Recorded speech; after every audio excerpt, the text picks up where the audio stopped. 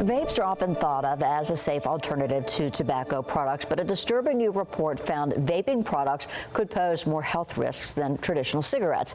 And experts say the most popular vaping products can expose people to toxic, cancer-causing metals. Spotlight on America's Lisa Fletcher got an up-close look at the dangerous devices flooding the U.S. market.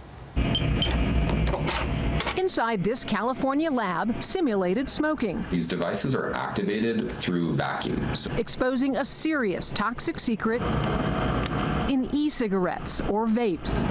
What UC Davis professor Brett Poulin and his team found is evidence that in some ways vaping poses health risks far beyond those of smoking tobacco. The metals get more and more concentrated as you use the device. Toxic heavy metals like lead, nickel, and antimony linked to cancer, respiratory illness, and neurological damage. You can see different metallic components that are in contact with the e-liquid. On the left is a device that does not have a lead-based component that we found, and you can see that it's a clear color. On the right is the virgin e-liquid of a device that contained lead alloys, and you can see clearly it almost looks like motor oil. Vaporized and entering the lungs of users. In one worst-case scenario, the lead concentration Poulin detected from one day of smoking a particular e-cigarette was equivalent to 19 packs of traditional cigarettes. Consistently, as the devices got older, they became essentially more toxic. A chilling new risk in a vaping market flooded with products that have no safety oversight.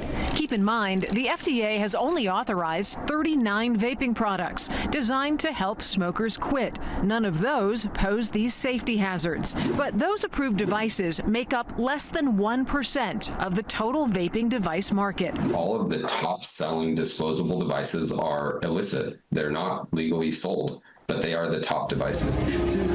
We've seen little or no enforcement of laws intended to protect the public from these illegal vapes. Take a look at our video from major vaping expos we attended this year in Miami and Nashville. The aisles were packed with vaping products which are illegal under federal law, on display and ready to ship to shops all over the country. That was my most disheartening time at FDA, was attending those shows. For years, David Oliveira worked at the Center for Tobacco Products within the FDA. Part of his job was going to these trade shows to look at new products. I saw the nicotine levels increasing year after year. They went from 5,000 puffs to 10,000 to 15, 25,000. The most recent show I attended, I saw some with 50,000 puffs.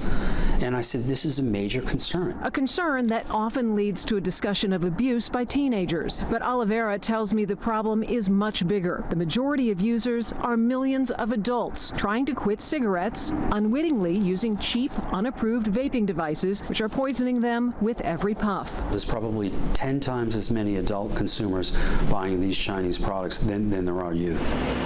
Which brings us back to Brett and his California lab. He hopes his new research will open regulators' eyes and encourage them to crack down on the dangerous devices that are flooding the U.S. market. For Spotlight on America, I'm Lisa Fletcher. Spotlight on America found many devices that contain this toxic threat are coming from China. To read more about the report, head over to spotlightinvestigates.com.